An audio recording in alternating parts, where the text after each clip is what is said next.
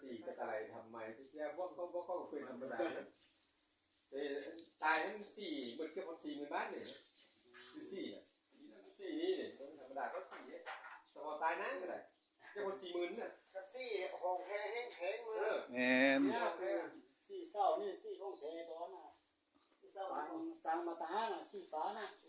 เป็นสี่ห้องแท้บ่นะมันบ่ได้คือสี่อยู่เลย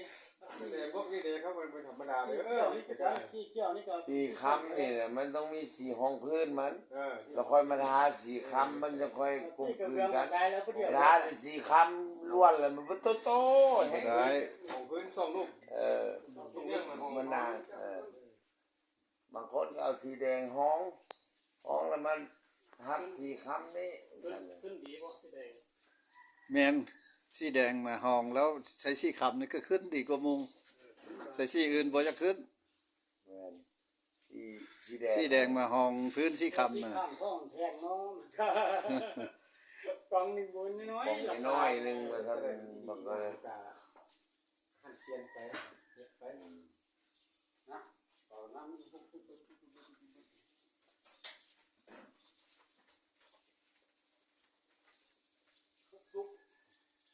เขาให้กี่ๆเหมือนก็อะไรนี่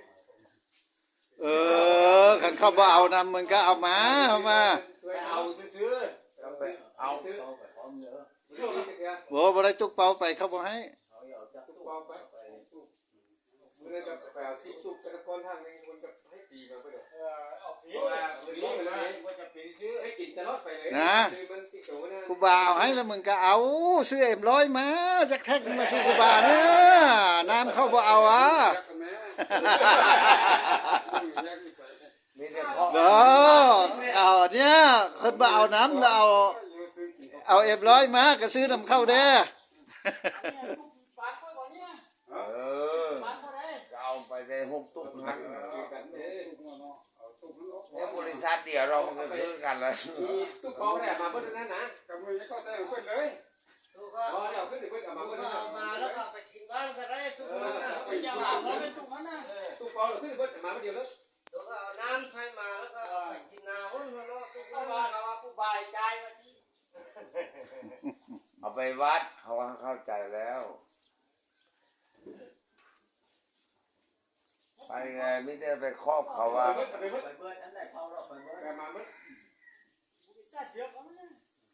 ซาเสือกัน โอ้ยการเลี้ยวหน้าเลี้ยวหลังเลยมันต้องขับรถก็ได้ ก็เอา นี่เบิ้ง ไปนั่งบน มา เบิ้งอยู่สร้างอะไรนี่ว่า